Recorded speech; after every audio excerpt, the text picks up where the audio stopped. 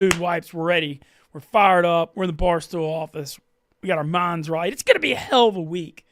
And I'm excited to be here with you guys and joined in studio. Really fun. We got Tyler Moody up from Louisiana this week and next week, I think. What's up, Mr. Moody? How are you? Hey, back in the building. Feels good to be here. Last week was kind of frustrating. We had all kinds of things going on, my internet, just little things here and there.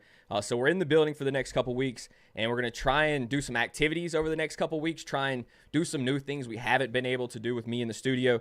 We're going to try and make the most of this room that we're in here and try and bring a little bit more energy while I'm in the building. Damn right. I've got plenty of energy this morning, that's for sure. And that's also because we're assisted by the fine folks of Dude Wipes. You'll never need dry, scratchy, crappy toilet paper again. One use of Dude Wipes will change your life. It's a revolution. It's a movement. They're taking over the toilet paper game. They're also really funny on social media. Great Father's Day present. You can get them at Walmart, Target, Amazon, World Wide Web. I mean, you can get them everywhere because they're taking over the game.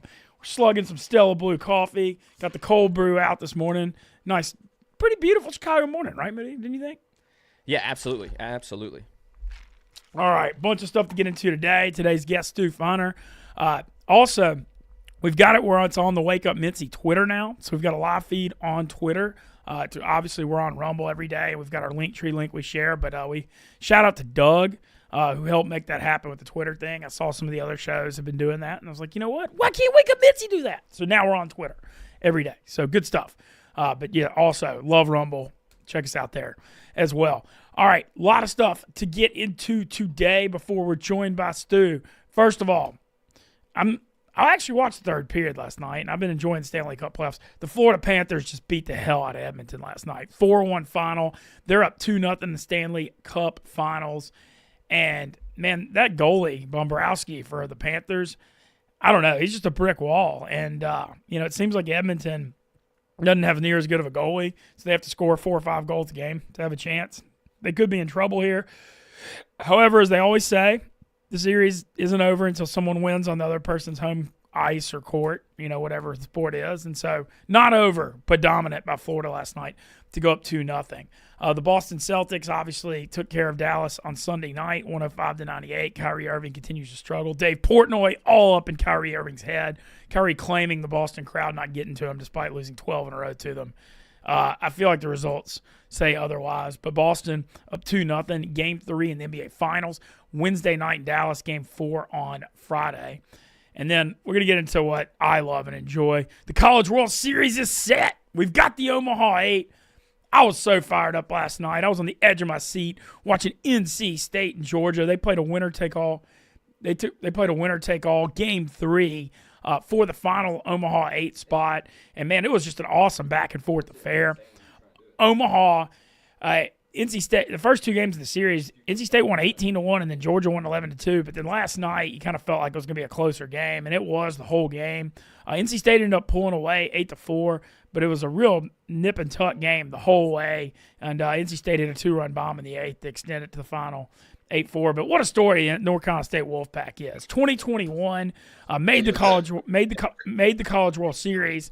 Got screwed by COVID when they got to the Final Four. Ended up having to forfeit. One of the American tragedies of our time. The coach has the College World Series trophy up with Sharpie written champions in his office, and now they're back for payback 3 years later. I know it's a lot of different guys on the team, but, man, just an awesome story. Whole College World Series is 4 SEC, 4 ACC teams. First time since 1948 when it was a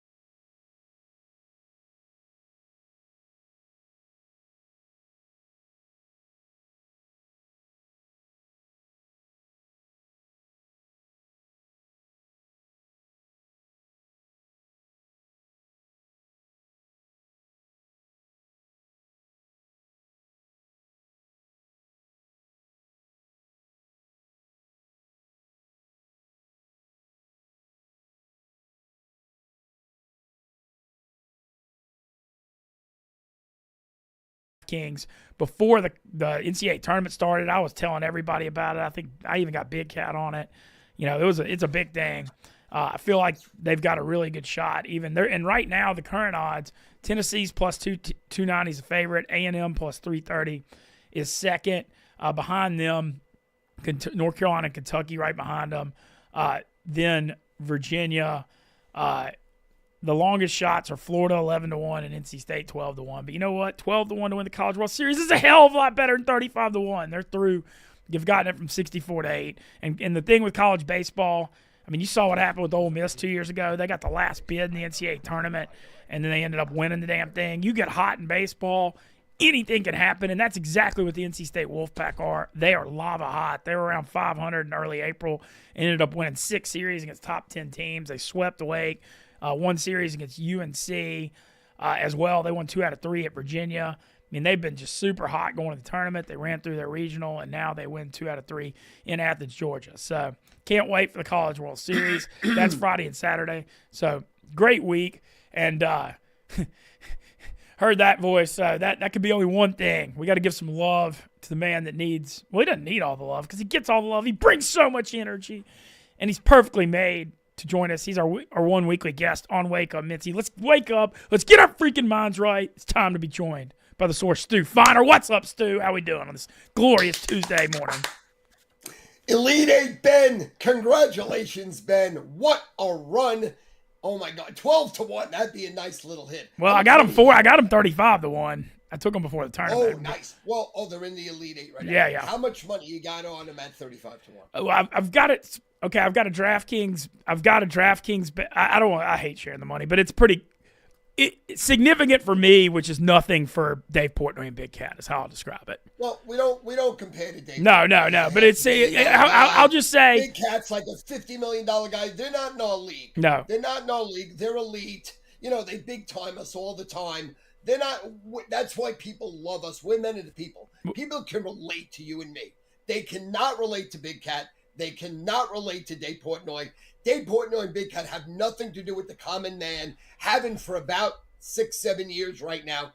That's why you and me are loved. We're beloved because we're the normal fuck-ups of the world. Well, it's very significant for me. It's going to be my second big. If they over 10 grand if they win. Over 10 grand.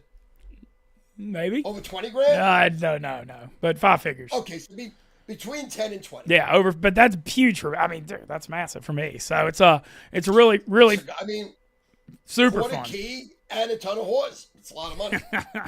Well, Stu, I'm not the only one that's been. I had a really good weekend with the NCAA tournament. You've been lava hot this last week. I saw you. You've been hotter than a devil's dick. 16-3 run. 5-0 yesterday. 6-1 Sunday. 5-2 Saturday. 10-0. 10-0 best bet run.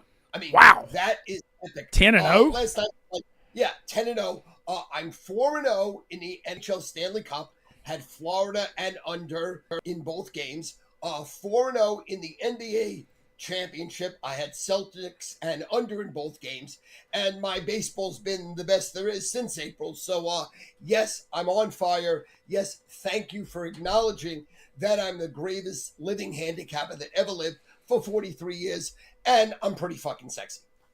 I mean, there you have it. The one, the only Stu Feiner. But look, I will say, I always acknowledge, and this what have you done for me lately business. When you're hot, baby. You gotta let them know because they dwell on it when it goes the other way. So you damn sure got to enjoy the good times. It sounds like you're on one. Let's get into the sports real quick.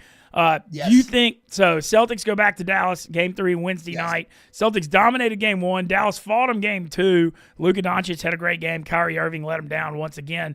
They always say the series isn't over until somebody wins on the other person's home court. However, when Boston has Porzingis and you have Drew Holiday playing like that, along with Tatum and Brown and all that, I mean, Dallas is in a tough spot. Do you think they can fight back and make this a series?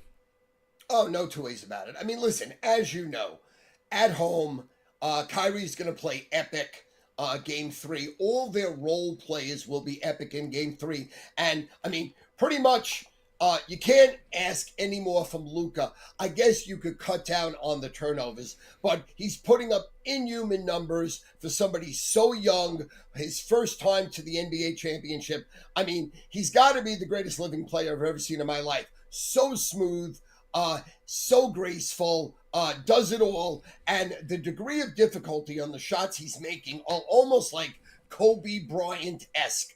I mean, that first half in game 2, I mean, what did he put up? 20 plus? I mean, Yeah. it was just He was like unbelievable. 11 for 15 from the field for 30 at one point. I mean, unbelievable. So, this series is far from over. I'm not locking in the Mavericks in game 3 because I absolutely want people to pay me. Probably going to be my NBA championship game of the year at StuFiner.com. So I do have a paywall. When you are 16-3, when you have swept every side in total in the NBA championship and the Stanley Cup, I'm worth paying for. StuFiner.com, StuFiner.com. But absolutely, I would not be surprised that both series, the Stanley Cup and the NBA championship, will be prolonged. I don't think it's going to be a sweep. I don't think it's going to be a gentleman's sweep. I think we got a lot of ball to be played, and I'm so excited to have people pay me and for people to just bet their ball sack responsibly. You know, I have hundreds of long-term NBA customers that are on it. Every day I'm picking up new customers. People paid me just for the NBA championship. They paid me just for the month of June. So I'm excited. I love the pressure. See, I love having all the money in the world on my opinion. I mean, as you know, people pay me for my opinion. I'm not betting 10,000, 50,000, 100,000, $250,000, $1 million a game like I did in the 80s and 90s. My gambling is specifically picking winners for the biggest bettors in the world. And I cannot wait until it happens. But I'm excited about baseball tonight. I love baseball right now. You got the Yankees playing the best ball really in Major League Baseball. Pretty much right now you got all the best teams in the American League. You got Baltimore, you got the Yankees, you got Cleveland. National League, you really only got 2 teams, Dodgers and Phillies. That's it. I mean, that's it. There's only 5 teams this year that could win the World Series. Those are them. So I'm really locked in right now on Major League Baseball. I mean, last night 3-0, Yankees, Orioles, Brewers, and I just continue to be great at everything I do. Listen, as ass kicking know, time. Let's go, Stu. I'm there with you. When we epically fail, when I'm not doing any videos, screaming, yelling, promises made, promises delivered, ready to roll, ready to roll, ready to roll. You know I'm in the dumps. But now you go to my feed, and every single day I'm doing that video late at night going, promises made, promises delivered. You know, cha-ching, cha-ching, cha-ching. And I love it. And listen, how we deal with winning, Ben, because we're both professional gamblers, we've done it our whole lives, is equally as important as how we do with losing.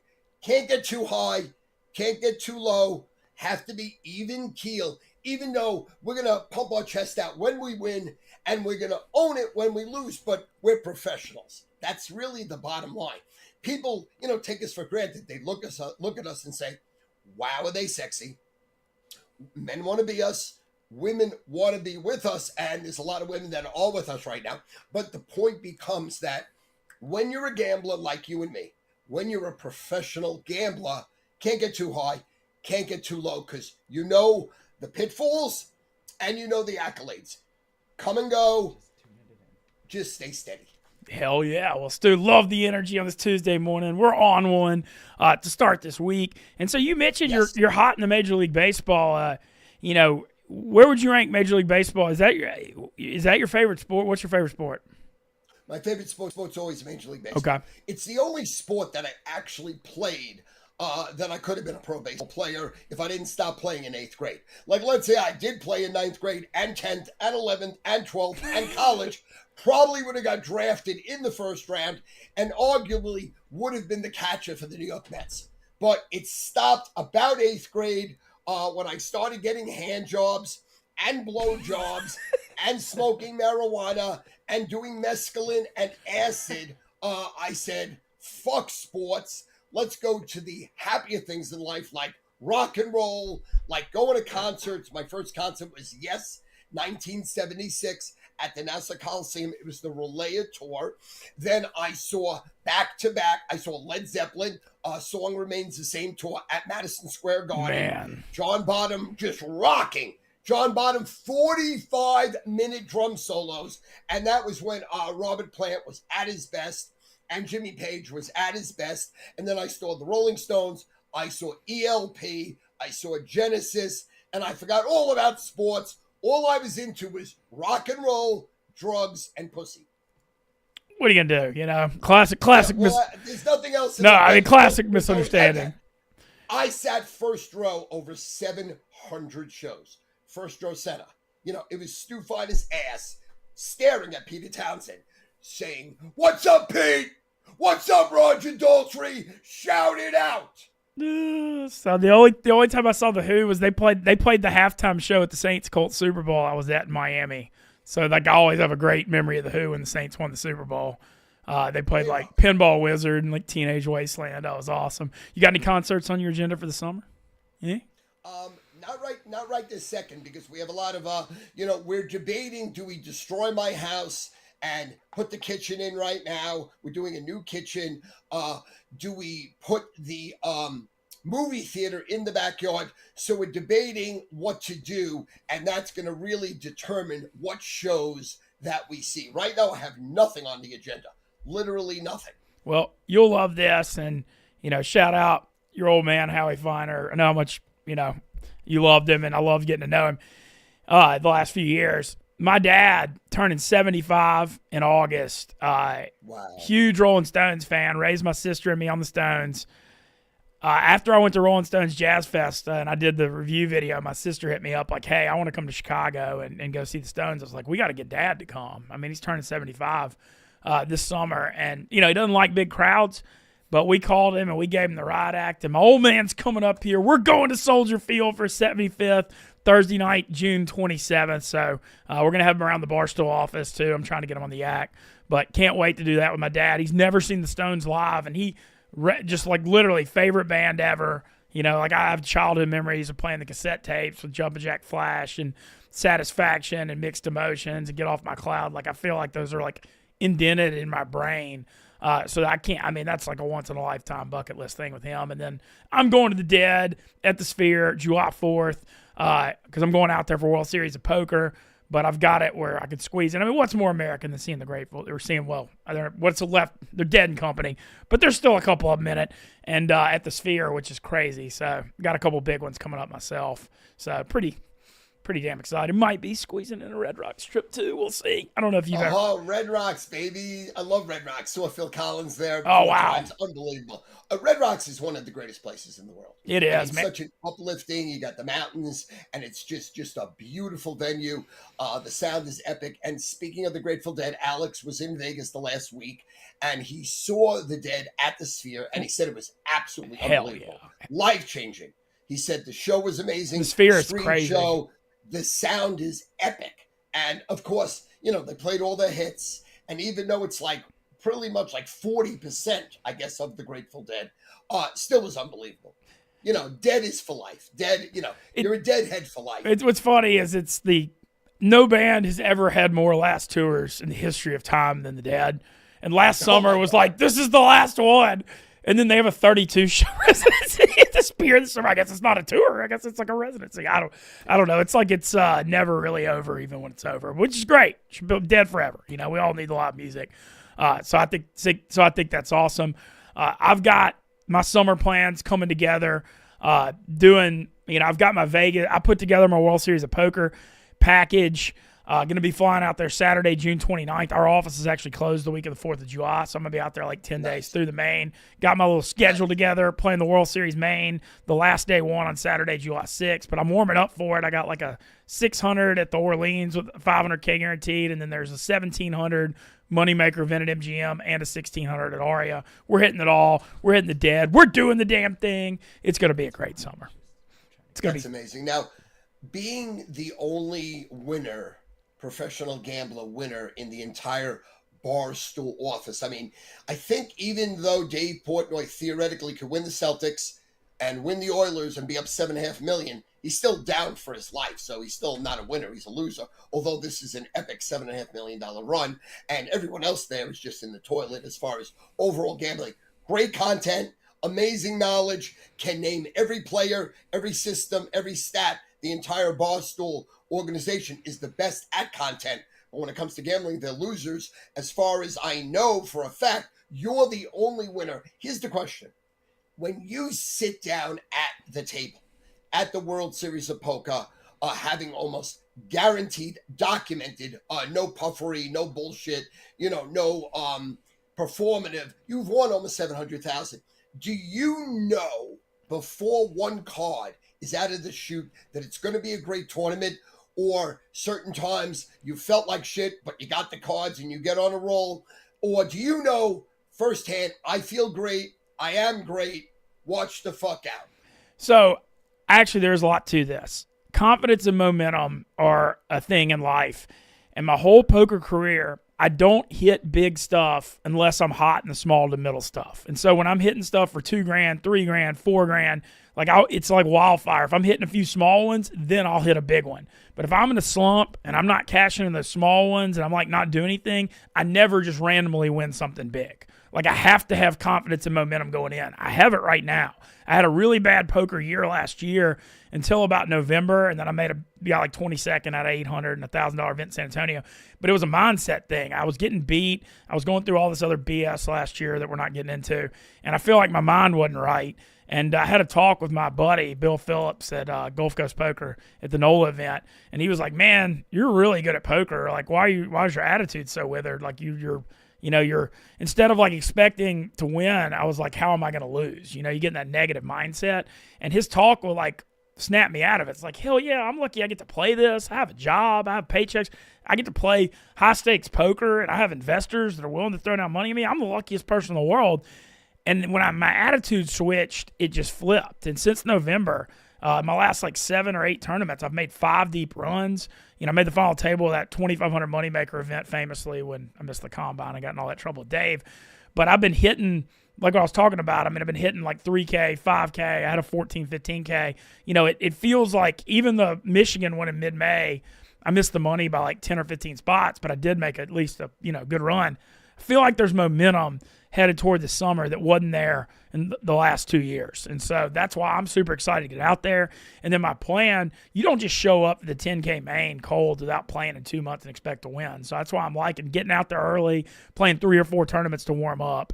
And so I've got a whole plan. And the key, too, I always try to exercise the morning of poker tournaments to get the brain and endorphins going. Like, got to get that cardio.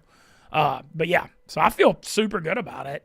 And I've done really well. I got – I played the World Series main event 8 times, 75th for 90K in 2011 and 327th for 40K in 2018. So I'm a 50K lifetime winner in the World Series main. Got to keep that up. But I'm super excited about getting out there. I don't know. I'm feeling a lot of life momentum right now.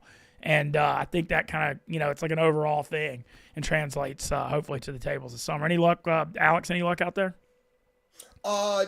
No, he didn't. He didn't really run. He got whacked in the tournaments and then held his own in the cash games afterwards. Because as you know, and as people don't play poker, when you're playing the actual tournaments and you get eliminated, well, that's only one part of the game. Because at night, everyone plays when there's no tournament, or people have been eliminated, or people just hang around and like to play the cash games, not in tournament play. I mean, if you win the cash games, you don't need to win the tournament. No. You could pick up a lot of money there. A couple of things I want to ask you about professional poker. Go. First of all, when you are playing and you have to pee and poop at an inopportune time, how do you hold in your pee and your poop for a prolonged period of time? I'm looking for a spot where, like, if I have to go, so you get the way it works is every 2 hours you get a break, a 15-minute break. So, you're trying to time it where you pee on the breaks. But sometimes, it hits you where you got to go. So I'll wait till the button's like 1 or 2 spots behind me and I'm in the middle, and then I'll just run to the bathroom and maybe try to miss one hand if you got to pee. If you got to go, you got to go. I mean, but I try. Okay, so you don't get like disqualified. I mean, you might miss like one hand or two, but, not the end of the world. Okay, so in theory, you've been up against it where you got to poop or you got to pee, you got to miss certain hands. That's just the way it is. Yeah, no, I mean, it is. When you got to go, you got to go. Hopefully, I'll bring some dude wipes out here with me to the World Series of Poker. So at least if I have an emergency calls, they'll be there to clean up. Our sponsor will be there to clean up the mess. Okay, now are there rules like for example, like when you're in a car and you're going long term, people have these canisters now that while you're driving you just pee right in the canister.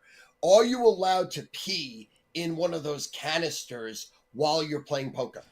I don't think people would like that very much. I don't think. Well, no, I didn't ask if they'd like it. I'm asking, No, is you're it not. legal? No, you're definitely not allowed. And I feel like if you were peeing at the table, you're going to get a lifetime ban from the World Series of Poker. So, we, Oh, okay. Has anyone wore like a diaper and just pooped right in that pants right there and you've smelt it?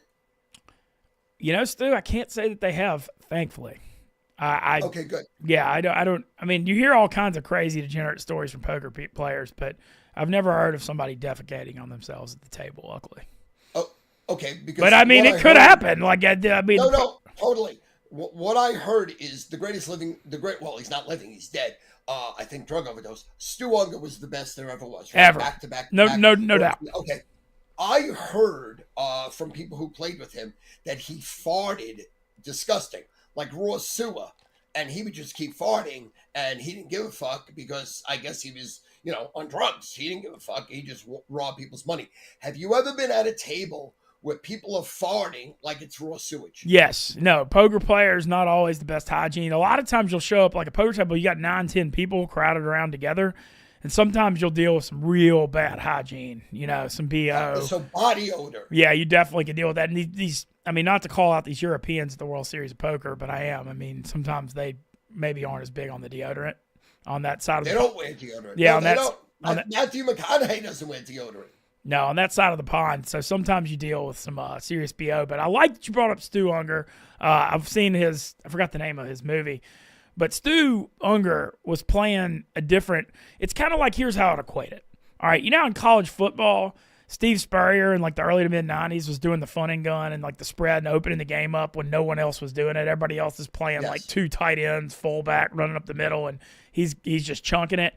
Stu Unger was doing that 30 years ahead of everybody else in poker. Like he was playing super aggressive, wide open, making people uncomfortable when everybody else was playing super conservative by the book. And so he was 30 years ahead of his time. I mean, like he was just a revolutionary player. He had no fear. He'd bluff it off. He literally gave no F's at all. And he was just so far ahead of the game. And the thing is he had a cocaine addiction, so that probably was why he was farting all the time, because he was going to the bathroom to do blow on all the breaks. Or I don't want to say all, but, he definitely did a lot. And, he, talk about a fascinating guy. When he was a kid, the mafia backed him, and he used to play gin against, like, the top Russians and top gin players in the world for, like, super high stakes. And the mafia backed him when he was, like, 12 years old, and he made him tons of money. I mean, this kid, if you've never read about Stu Unger, read into him. I mean, all time, just legend. So fascinating. Was one of my father's like epic legendary cartoon characters. My father was, in the Brooklyn Mafia. He knew a lot of people there. So when he went to Vegas, my father was treated like royalty because he just, it's not what you know. A lot of times it's who you know. And my father always knew the right people. But my father always bragged to me about Stu Unger. My father was a very solid card player. Not poker, but I think he was like a professional like rummy player. Oh, wow. King rummy and yeah. So they played for money. My mother was playing canasta with all the Jews, all the Jewish women, and my father was playing rummy and gin rummy and stuff like that. I am arguably one of the worst card players ever. I just, you need patience. I don't have the patience. It's just, it doesn't, you have to have patience. You have to be steady. You have to have, just wait. And I'm not a waiter. You know what I mean? I wanna fuck, eat ass, lick clit, and go on my day. You know what I'm saying? I'm not waiting. You know what I'm saying? If I can't think of fuck you, within 15 minutes into the first date, I'm on to someone else. It's just, you're not my style. You're not my cup of tea. And that's just how I roll. But I really respect anyone that actually has the patience to be a great poker player or a great card player. I think that translates into life where, in theory, if you really focus on any vocation, you can be very successful if you're an excellent card player, because there's a lot of math involved. There's a lot of, back and forth involved, manipulation involved, and a lot of skill. And I think that translates into any form of life. Like, I'm great in bed. You know what I'm saying? If I was with your girl, A, wouldn't be your girl no more. B, if the girl stayed with you, she would give you a hard time, because she would then put you to the test and go, well, hey, I was with Stu. Now I know what I've been missing. Why don't you perform like this? So I believe if you're great in bed, a la Dave Portnoy, and you're a great poker player, a la Ben Mintz, you're great in life. And I think that holds true. And Barstool is living proof of that. You freaking tell him, Stu. Well, speaking of Dave Portnoy, he's supposedly, I think it's just depending. It would be during Game 7, but it looks like that may not happen. He's supposed to be playing the $250,000 World Series of Poker event, not next weekend, but the weekend after. So I can't wait to see. I can't wait to see what happens with that. Dave, might as well give the money to charity. Well, how about save another 1,000 dogs? There's a lot of things that Dave's good at. Card playing's not one of them. And as you know, he's going to get trashed. Well, he's going to get eliminated as quick as you could say, hi, Dave Portnoy, bye, Dave Portnoy. You don't even need cameras for that. Just follow his ass out to the bathroom, and that's it. That's going to be the quickest. Like, I saw that he was arguing with, who's the poker player in Nate. New York? Nate. Nate would fucking, would put a chain around his throat, spit in his mouth, and fuck him up his ass and leave him for dead. Let's be real now. Dave, stay in your lane. You're the greatest human ever. You arguably, you and Leonardo DiCaprio have the greatest lives possible, because you're still fucking young women. You got hundreds of millions of dollars. Everyone loves you. You're very gratuitous. You're very open. You're very charitable. But stay in your fucking lane. You have no prayer playing poker. Against the best. Please. Let's be real right now. I still can't wait to see it, because he's going to play the $250,000 buy-in. And you'll get some rich businessmen in that $250K, but it's still like it's like a mix of the top pros and rich guys. So, and shout out to anybody that wants to follow the World Series of Poker. My guys I worked for last summer at PokerGo, get a PokerGo subscription. It's like $15 a month. Man, they do streams for all the final tables. Brent Hanks, Jeff Platt, and Ollie do a fantastic job. I actually stayed up watching Saturday night. One of my good friends in the poker world got third in the $25,000 high roller for $644,000. A guy who actually, Michael Rocco, who taught me a lot about poker. But yeah, shout out PokerGo. Anybody that wants to follow the World Series of Poker, that's your best avenue to do it. But yeah, Dave can't get out there for the main event because it's like around July 4th, so he's going to play the $250K instead. And listen, I'm not saying that Dave Portnoy can't win. I just said he can't. But he has pulled off some of the greatest upsets in life history. Like, who would ever think some guy that's peddling newspapers in 2003, sucking dick in Boston at the train stations, becomes the greatest icon in the world? So that has to be the number one greatest individual feat. I put Dave Portnoy's ascension to being the greatest human alive equal with Jesus Christ coming back from the dead. It's dead equal. Jesus Christ coming back from the dead, and Dave Portnoy getting thrown out of Michigan University, trying to be a salesman selling all-purpose cleaners, odor granules, maintenance chemicals, office supplies, clothes, and food. Lost his father as an epic lawyer, one of the greatest, smartest lawyer minds in the world. I heard Mr. Portnoy was really equal to F. Lee Bailey, teaching his son what to do. Son gets out of Michigan, doesn't know what the fuck to do, and becomes arguably the most successful American ever in the history of life. And I equate Dave Portnoy to Jesus Christ coming back from the dead. So I know he's going to get embarrassed and smashed, but he's going to turn that around and sell it as a program and make $1 billion. The only guy that can do that. It's only Dave Portnoy. It's Dave Portnoy's world. We're just living in it. And I want to say, I'm sure you could say it. I can say it. It's an honor to even know the man, be in the company of the man, and have the phone number of the man. Yeah, no, look. Shout out Dave Portnoy. Yeah, Jesus Christ coming back from the dead has nothing on Dave Portnoy. Let me establish that right fucking now. Well, that's a fact. No, that's a fact. Well, It's the greatest Jews that ever lived, right? Here it goes. what's the Jewish? Dave Portnoy, Jesus, Moses, Einstein, Freud. I used to have Portnoy behind them. Now he's number one. So let me just repeat the greatest Jews in the world. Dave Portnoy, Jesus, Moses, Einstein, Freud. Shout out Dave Portnoy. Oh, man. I'm not kissing your ass, Dave, because I made you. Without me, there is no Barstool Sports. Okay, that's the bottom line. So Stu, I know you're getting excited. You excited for Survivor?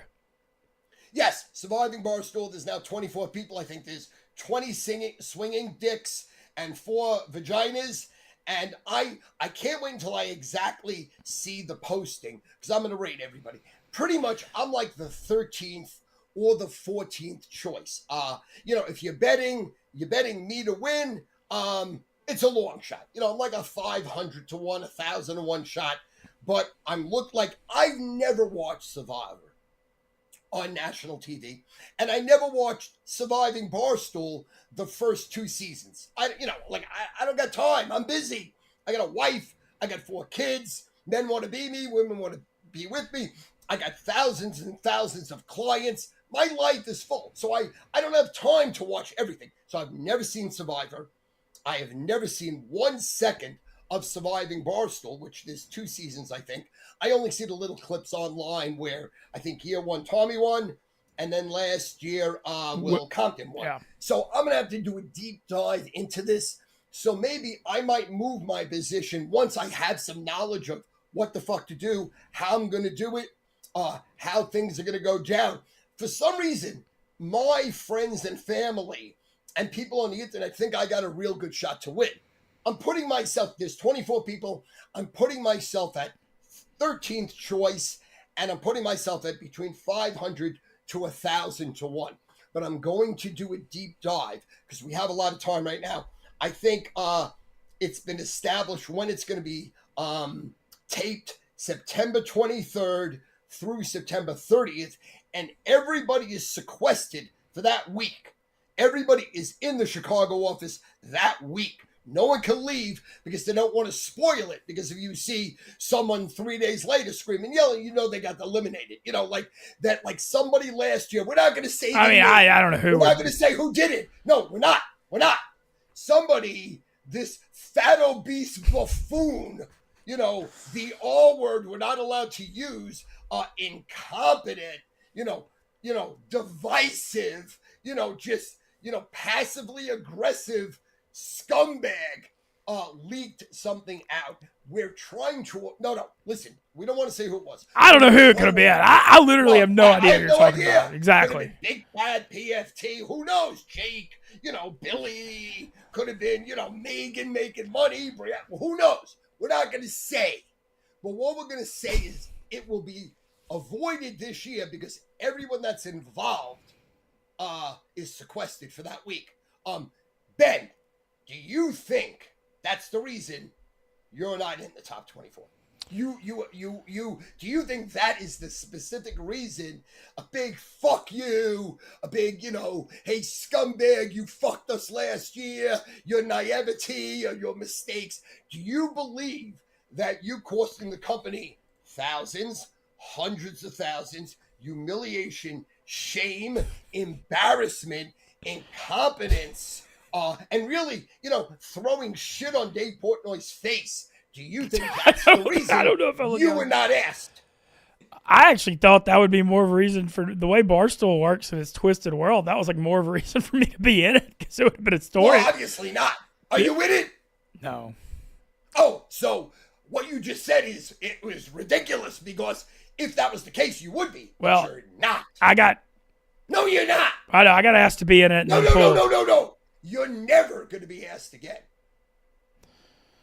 Well, Brandon Walker was on here saying, like, do you want to say anything to Dave about not having you in Survivor? And my exact analysis on it was, I've had far worse conversations with Dave Portnoy than not making Survivor since I've been at Barstool, so it's going to be okay. I wish I was part of it. It's going to be an amazing production. I can't wait to watch it. Can't wait to support you and see somebody win $250,000. I mean, it was $10K 2 years ago, $100K last year. Now it's $250,000. The thing, a lot of money. Yeah, KFC was the originator of that idea. Shout out to him for doing it. I mean, that thing is a monster. Shout out KFC. Yeah, but it ain't me, babe. It ain't me on winning it. KFC's got like $20 million because of Barstool. He could give away Dave Portnoy's money all day. You know, you're not a tough guy when you're giving away the boss's money. You know what I'm saying? Well, shout out KFC. I do love you. Yeah. Did you see any of the basketball game highlights last night between the Kirk Minahan crew and the New York? Did Rico take the face first dive? Let me tell you something. That was frightening because I don't know if you've played competitive basketball. Have you played elite competitive basketball? Because I know I haven't. I haven't played elite, no.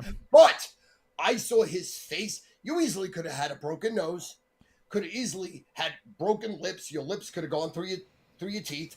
You could have bit through your tongue.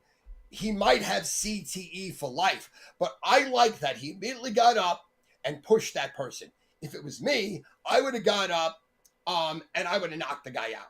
I mean, I would have kicked him in his balls because I'm not a fighter and I'm 5'4 3/4 and I'm 63 years old. So my opening move when I'm actually fighting for my life right now, if I don't have a gun loaded and I don't have a knife and my gun doesn't have a clip, I'm going to kick you in your balls and step on your face. I like his response because Rico, I don't know why, but I haven't really seen violence where he's really leveled someone to the floor. And that was very close. It was, listen, basketball seems like a very soft game. It's not. It's a violent game. It's only for men's men. Rico, in my book, even though he's a psycho, even though he's crazy, I always said, movie star looks, fucking love the guy, fell in love with the guy. He's a psycho. He's a strong individual. If he ever cracks and starts swinging his hands, and if I ever taught him how to box, he's dangerous. And it was violent. It was very violent. You know something along the lines of what we're talking about? I cannot believe how good Kirk is at basketball. He's legit. I mean, the guy, for all the bravado that he, exudes, the guy can hold himself in almost every wake of life. You know what I'm saying? He gets a bad rap being a lowlife and a scumbag and calling women whores and cunts and pigs and, misogynistic shit. But the guy is extremely smart, extremely good looking, highly intelligent, phenomenal athlete, has run like 8 fucking marathons. Kirk is arguably the most underrated human that works for Barstool. So I love watching Kirk play basketball. I also love watching Rico hit the deck, crack his head, and come out and defend himself. So yes, I saw the clip about 30 times. I loved it. I absolutely loved it. So answer your question, yes, and I loved it. Yeah, that looked like a wild game last night. I saw Rico definitely got banged up for the company. But hey, shout out Rico. I'm a rider. I'm a fan. I've since day one. Rico. Since day one. Yeah, since day one I came to Barstool. We've always been super cool. I'm definitely definitely a fan. It's certainly entertaining to follow. So Summer, how's the pool? We still hitting the pool? How are we doing? It's absolutely amazing. I'm doing 30 to 40 laps a day. Not doing any good because I gained 2.4 pounds last week. You know something? I'm eating spaghetti and macaroni and linguine for breakfast. It's rough when you start off like that. You know what I mean? Like pasta owns me right now. Carbs own me. I'm in a bad spot. But you and me are the same guys. We turn it on. We turn it off. We fall so hard though. Exactly. But the pool, I'm doing 30 to 40 laps a day, which is a 60-foot level. So it's very, very long. And the burn is great. Friends and family are in the pool. It's breathtaking. It's 88, 88, 88. Doing a ton of Stufana shout-outs, diving in the pool. And you can get a Stufana shout-out at BeLikeStu.com, plus my cum towel, plus my book. All my elite merch is at BeLikeStu.com. And then also on the Barstool store, you can also buy my elite merch also buy my picks at StuFinder.com. I'm a one-stop shop. With Father's Day coming, why waste your fucking money on gifts, cars, houses, trips to Italy, France? Your father doesn't want that. Your father doesn't need that. You know what your father needs? He needs a fucking shooting Stu Finer in your veins. So for your Father's Day, go to BeLikeStu.com. Buy a Stu Finer Father's Day shout out. Buy your father a cum towel. Buy your father my book, Betcha I Can. Buy your father my merch. And buy your father a week of picks, a day of picks, a month of picks at StuFiner.com. Father's Day is upcoming this Sunday, and I'm a father of 4. Remember, I always say it. If you're not a good parent, doesn't matter what else you do well. Now, obviously, I'm a 10-tool guy. I'm a great parent. I'm a great fuck. I'm a great husband. I'm extremely funny. I'm extremely rich. I'm an American icon. I invented the sports gambling handicapping industry. Dave Portnoy's father, uncle, and himself sat on his fucking couch in the 90s and watched me. And that was his precipice. That was the bulb that went off his head saying, if this Jew, Stu Finer, could do this sports gambling entertainment, I can. And I gave Dave Portnoy a vocation and a living. Otherwise, he might be selling office supplies in some fucking office in Chattanooga somewhere, and he'd be irrelevant. Shout out Lookout Mountain. Instead of being the greatest Jew that ever lived, Dave Portnoy, you owe me your fucking life. You don't think so. You might say no. I say yes. A lot of people say yes. Happy Father's Day. Not to Dave. To me. Happy Father's Day, Stu. Well, thank you. Yeah, I think that's a great way to end this one. Stu, just always. I love you. Yeah, thank you so much. Tyler, I love you. Better listen. It's an honor. It's one of my greatest honors. Please ask me. I hope I never cancel myself. Being around you, I get a little nervous about. But we have a delay. We have the delay. I don't care about a delay. I get canceled with a delay. Without a delay, I'm not delayed. I am there. Well, as always, Stu joins us weekly on Wake Up Mintzy. We got 4 shows this week. An honor. Hell yeah. Thank you, Stu. You freaking tell him. No, Ben. No, Ben. Thank you. I got your back forever. I'm not one of these phony bullshit fucking people that only got your back when you're doing good. When you do bad, when you humiliate yourself, when you embarrass yourself, when you're in jail for whatever the case is, I'm the guy that puts up the bail money. I'm the guy that bails you out. I stand side by side with you. I'm not there when you're on the top of the mountain. I'm there when you're sucking dick on the floor in the gutter. That's when Stu Finer shows his mettle. I'm there. I'm not just a true blue friend. Similar to Dave Portnoy. I really respect that. Oh, Dave's him out, yeah. You're in the toilet. Dave Portnoy steps the fuck up. And I step the fuck up. And be honest with you, both of us have to step up the fuck up for you because you're a fuck up. You're a fucking fuck up. Like me, and that's why I love you. Stu Finer, ladies and gentlemen, the one and only source. 4 shows this week, 9 a.m. Wednesday through Friday. Spider coming on Thursday. Can't wait to have him on. Big College World Series preview on Friday. Moody and I got some activities planned. We're going to do the damn thing. Thanks to Dude Wipes for sponsoring us, as well as Stella Blue. And let's have a hell of a day, boys. It's going to be a great summer. Let's go.